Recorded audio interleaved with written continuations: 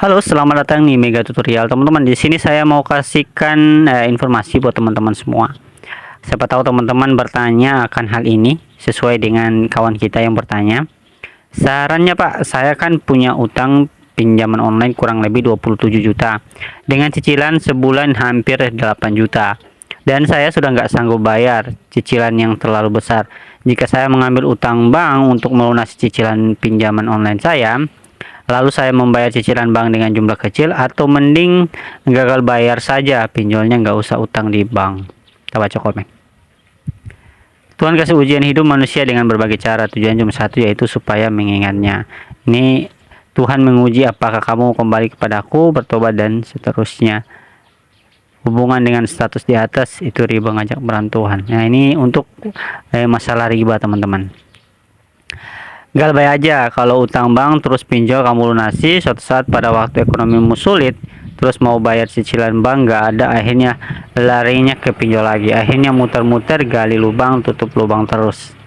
Iya, seperti itu memang.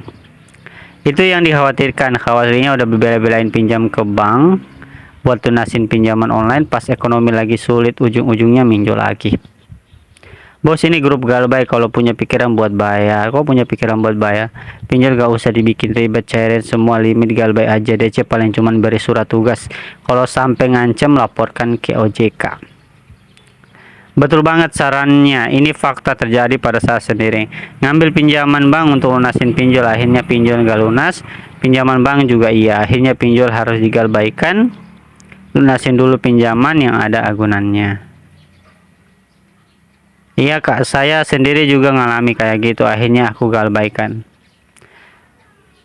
Saran tempat amanah dan real untuk penghapusan data pinjol ini untuk yang marketing.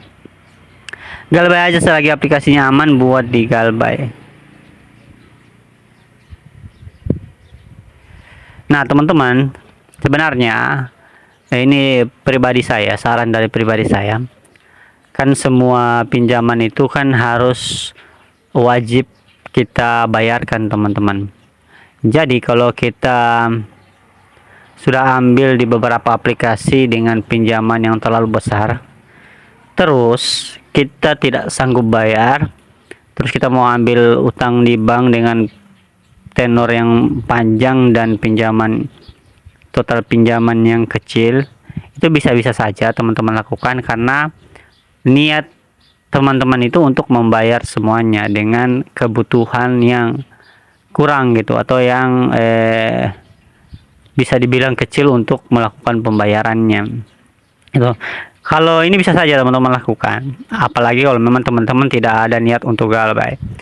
Kalau teman-teman niat galbay dan tidak mau bayar, itu berarti teman-teman niatnya itu tidak mau bayar hutang sama sekali, sementara teman-teman punya pinjaman yang begitu besar. Dengan cara seperti ambil uang di bank, itu sebenarnya itu usahanya teman-teman untuk bisa melunasi utang-utangnya. Ini kita catat di hutang-hutangnya, teman-teman.